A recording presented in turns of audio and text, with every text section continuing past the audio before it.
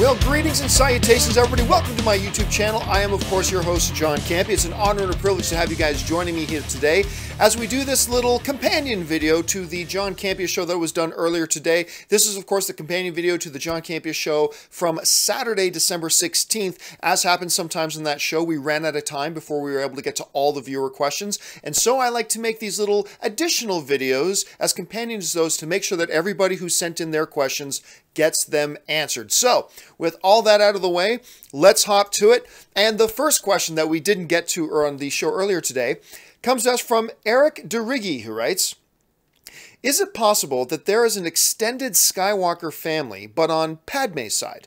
She did have a little sister, so there could be a cousin to Luke and Leia. I mean, that's certainly possible. Absolutely. I mean, if they wanted to explore that somehow, some way in the novel side, they could. Sure, no problem. But really, Padme's part in the story has kind of come to an end. And there was never any real like emphasis on them. Plus, any sisters or cousins or whatever on Padme's side, that wouldn't be Skywalker family. I mean, technically speaking, because that's outside of, they weren't her kids.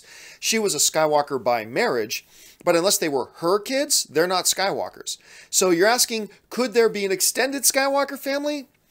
Maybe it's a part of semantics, but any children of Padme's sisters would not be considered in the family line of Skywalker per se. So while they could pursue that in novels if they wanted to, I think her storyline and her family storyline in this story is ended. And even if they did, they wouldn't necessarily be part of the Skywalker family tree per se. All right, thanks a lot for the question, man. All right, next one comes to us from Espinoze1123, who writes, hey, John, love your show. Thank you so much. My closest friends are into movies like I am, so obviously you're in my group of friends now. Well, that's a good place to be. Do you think Thanos will be cracking jokes in Infinity War? I hope he doesn't. I'm totally good if he does, as long as it's well-timed and well-placed.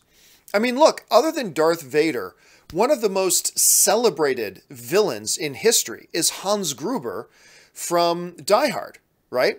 So Die Hard, I mean, he's like one of the most notorious, one of the greatest villains of all time. And he, in the right way, in the appropriate way, cracked jokes now and then. He gave us a couple of laughs in the film as well. I think it's totally fine if the villain uses humor sometimes, as long as they use it right. There's a right way to use humor. There's a wrong way to use humor.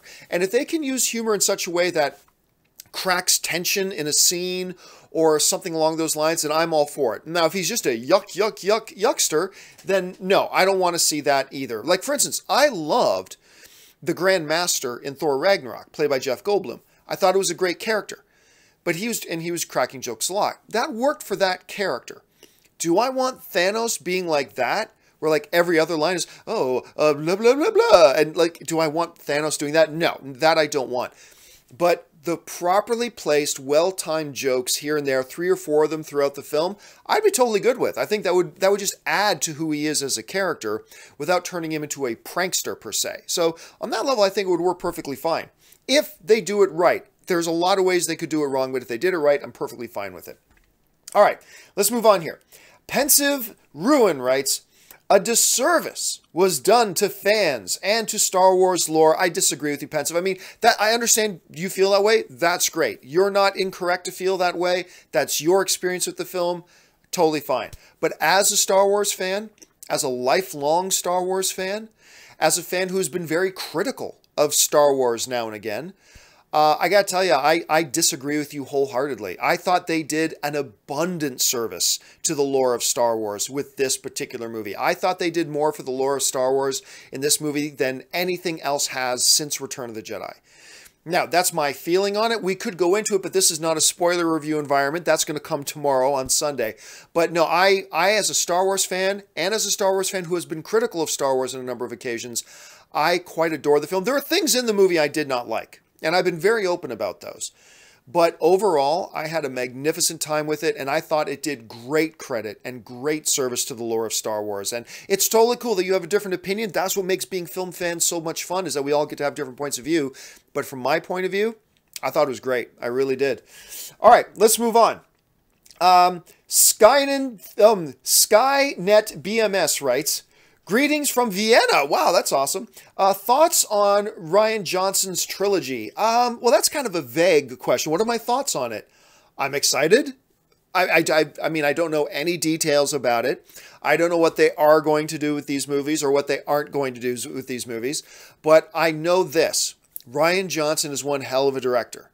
Whether you're talking about Brick or Looper or whatever, and I love what he did, with a few problems, yeah, but overall I love what he did with Star Wars The Last Jedi. And so him now branching out to do a new series of films, I'm very excited. I have no concept. He's made some comments that make it sound like it's not going to be Old Republic. Okay, I think it would have been cool to do Old Republic, but clearly he has an idea. So I'm good with it. So my thoughts on Rian Johnson's trilogy? I'm excited about it. I'm really excited, and I just got more excited about it from watching The Last Jedi. All right, thanks a lot for the question. Next one comes to us from Amey Singh, who writes, big fan of your work from India. Well, thank you so much, Amy. Well, what do you think of a horror-centric Doctor Strange sequel with Nightmare as the villain? Scott Derrickson is a great horror director. Scott Derrickson is a great horror director. I didn't love the end of Sinister, but up until like the last 20 minutes of Sinister, I was like enthralled with that movie. I really enjoyed Sinister up to the last, maybe say 15 minutes of it, but whatever. He's done some other stuff as well. He's a very gifted horror director. Will they have horror elements in upcoming Doctor Strange films? And I think as of right now, there hasn't even been an announcement about Doctor Strange 2. So we don't know for a fact that a Doctor Strange 2 is coming. Who knows? Maybe with all the X-Men characters coming over, maybe that'll push off Doctor Strange 2 even more. We'll have to wait and find out. But I really enjoyed Doctor Strange. I had a lot of fun with it. There were certainly horror elements in it, and I suspect that future Doctor Strange movies will also have horror elements. I just don't think, and I could be wrong, but remember, I never thought Disney would allow R-rated stuff. Like within their comic book universe, I never thought they would. But Bob Iger just said that he's okay with, say, like Deadpool being R, as long as they let the audience know what's coming. So I never would have thought that. So take what I'm about to say with a grain of salt. I don't think that Kevin Feige would want to disrupt the formula, if you will, the very successful formula that audiences seem to be loving and is very successful of the MCU to go like straight horror. I'm not sure that they'd do that. How would I feel about it? It'd be interesting. Especially if Scott Derrickson is directing again, then that would be really good. But I don't know. I think I'd be okay with it as a fan. I'd be curious about it. But whether or not I think it would actually happen, right now I'll go out on a ledge and say no. I think we will get a movie, as I've mentioned, with horror elements. I think there will be horror elements in the upcoming movies, if upcoming movies happen. But I don't know that they'll go straight on horror film. It looks like that's what they're doing with the new X-Men universe movie, New Mutants. It totally looks like that's going to be a straight indie horror film, which I'm very excited about. And who knows? Maybe if New Mutants comes out, and it's a huge hit with the critics and the audience and the box office, and it's a straight-up indie horror film, maybe the MCU want to give it a little bit more leeway to a Doctor Strange and trying something straight-up horror. Never know. Let's wait and see what happens. Great question, though, Amy. All right. This next one comes to us from Chris Martin, who writes, favorite part of working for AMC and Collider? Your show is great. Well, thanks a lot for the question, Chris. My favorite part about working for starting off with AMC was honestly being able to find talented people and giving talented people a platform, maybe their first platform, maybe a bigger platform than they've had before, to show off their talent and then to work with those people every day.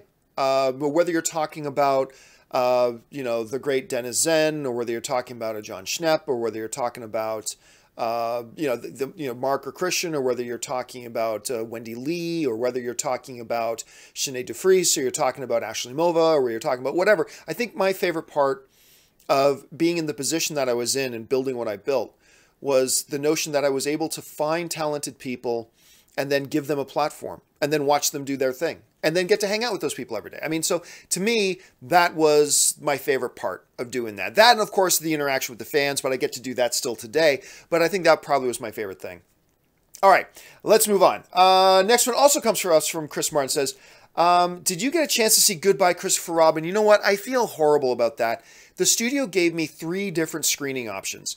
And the first 2 times I had screening options, a bigger film was also screening at the same time that I had an obligation to my audience to make sure I saw and did a review for, and I never got around to seeing Goodbye Christopher Robin. And I have been dying to see this movie. I think it looks spectacular. So I will let you know. Once I have a chance to sit down and watch Goodbye Christopher Robin, I will let you know. It is one that is high on my list. I really do want to see it. It looks fantastic. But nope, haven't had a chance to watch it yet. But thank you for bringing it up, Chris. I really appreciate that. Let's see. Next one comes to us from Little Nerdy Birdie. I love that name.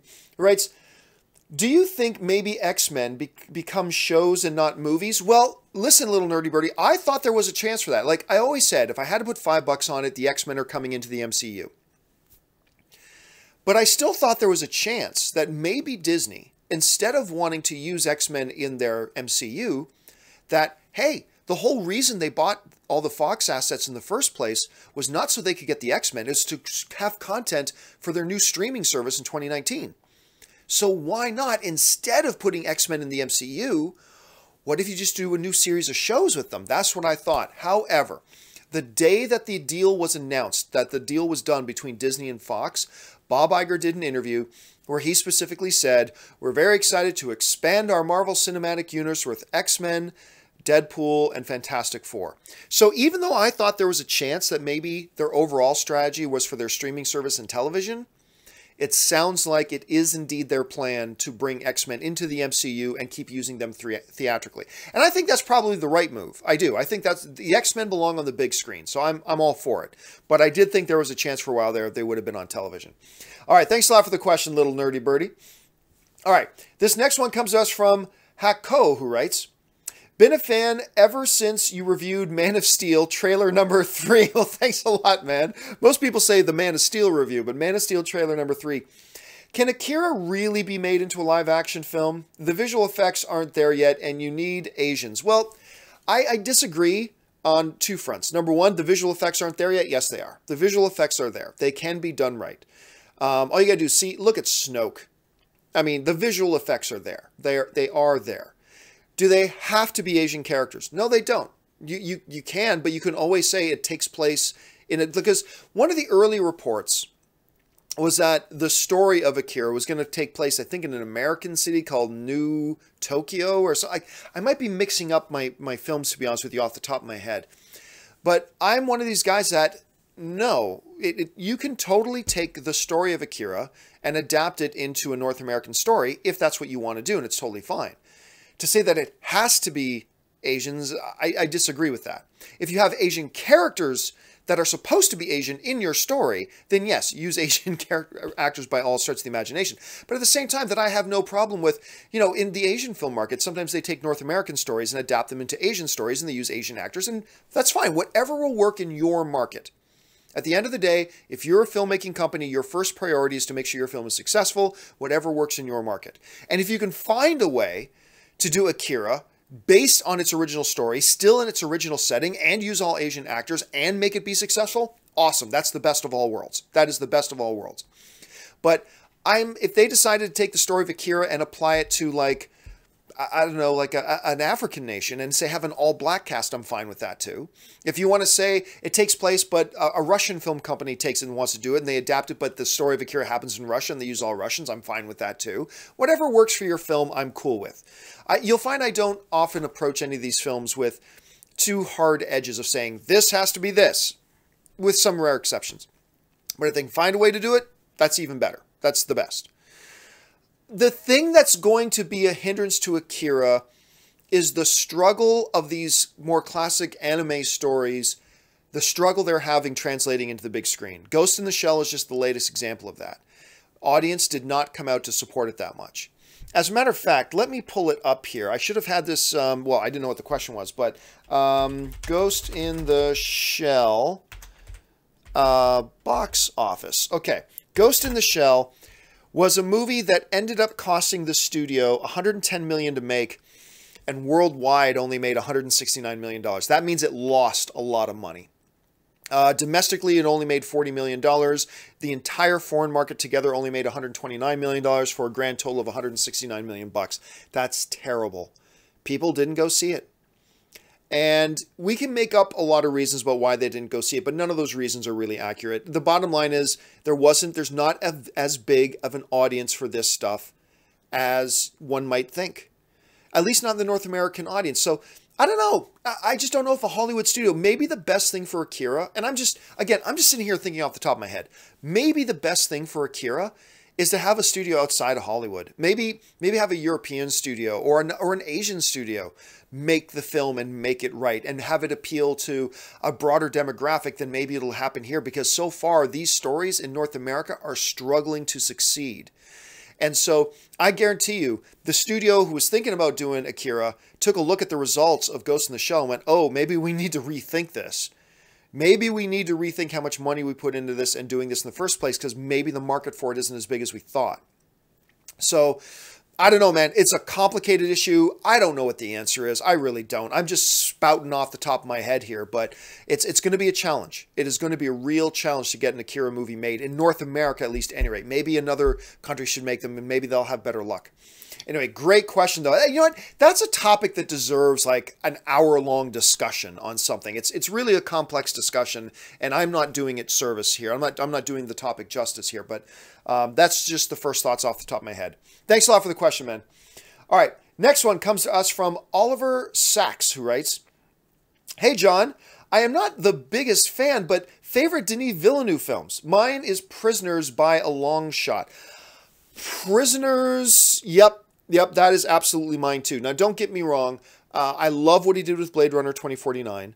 I really liked Arrival. I didn't think Arrival was one of the top 10 films of the year like some people did, but I thought it was very good. I enjoyed it. But Prisoners, I am complete agreement with you, Oliver. I loved Prisoners. What he was able to do with that film from a narrative point of view, but also, and he had great actors, but what he was able to bring out of those actors, to me, is the hallmark of a truly great director. And I am 100% in agreement with you. Prisoners is my favorite film of his. Hopefully, Dune, if it gets going, will be my next favorite film of his, but we'll have to wait and see. All right, this next one comes to us from Bamboozled Cat and writes, "You will be overflooded with The Last Jedi Super Chats tomorrow. Good luck." Yeah, for those of you who don't know, I am doing my spoiler review for Star Wars The Last Jedi tomorrow. That's on Sunday, December 17th. I'm aiming to do it at 12 p.m. Pacific Standard Time. That's 3 p.m. East Coast time. And some people were asking me, "John, why are you waiting so late? Like everybody else had their spoiler trailers up on Thursday and Friday." Well, the reason I waited till Sunday was because I wanted it to be an interactive one, which means I wanted as many of you guys to have a chance to see the movie first before we started having our discussion. So that's why I put it off till Sunday. So that gave everybody Thursday, Friday, and Saturday to see the movie. So now that everybody's had a chance to see the movie, tomorrow we will do it, and I'm expecting a spirited discussion over Star Wars The Last Jedi. All right, thanks a lot for that comment, man. All right, Hako writes in again, "Any plans for John Campea merchandise? I'd buy." You know what? I've had so many people for so long telling me I should make some merchandise, and I think I will. I'm definitely, like, I don't know what kinds. There's definitely going to be a Bring on the Filthy shirt, by all means. I mean, that's not just a saying. That's a life philosophy, my friends. Bring on the filthy. A lot of people wanting But John t-shirts, but absolutely.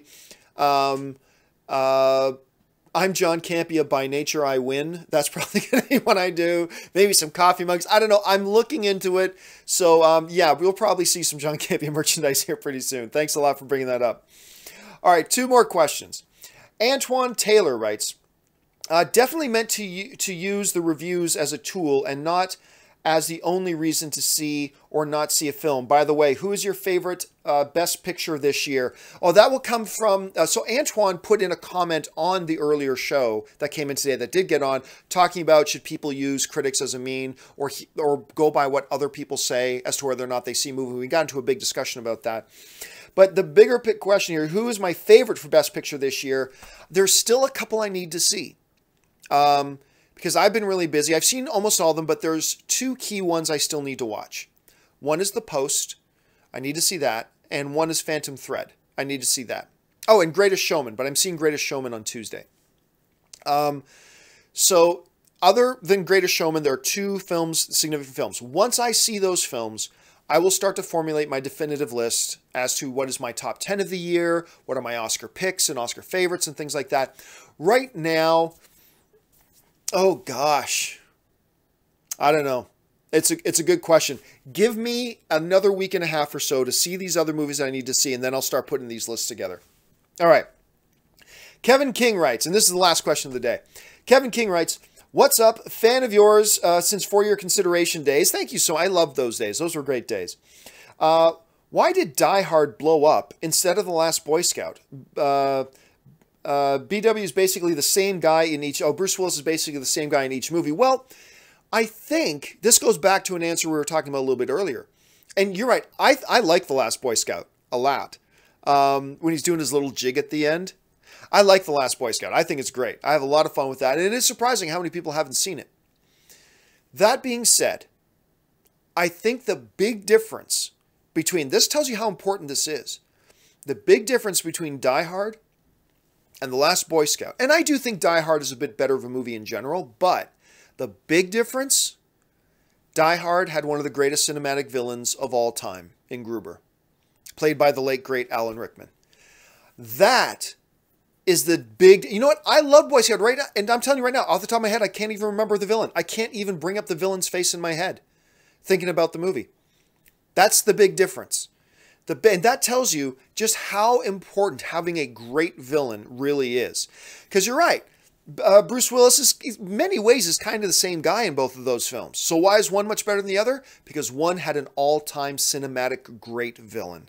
That was the difference. At least in my opinion, that's the difference. Now, I still think overall Die Hard was a bit better of a film anyway, but the big difference was that villain thing, man. You cannot, especially in action films, you cannot underestimate the importance of a great villain. And that, I think, was the big difference. That, I think Gruber is the reason why we still talk about Die Hard to this day. Of course, Bruce Willis is awesome in it. Of course, absolutely. Yes, yes, yes, yes, yes. But take away the great villain, I don't know if that we're talking about Die Hard the same way today that we are. And so, anyway, that's just kind of my point of view on that. Anyway, guys, that will do it for this little companion video to the John Campea Show from earlier today. Thank you to everybody who sent in questions, not just these ones that we just took, but also sent in questions earlier on the show. Not only are your questions great things for talking about, but they also support this show and support this channel, and I thank you for that. Anyway, guys, that will do it for me for now. We'll be back again tomorrow with the John Campea Show, and of course, at 12 noon Pacific Standard Time, the spoiler review, the big open discussion of Star Wars The Last Jedi. Make sure you come back and check it out then. All right, guys, my name's John Campea. Thanks so much for joining me, and until the next video, bye-bye.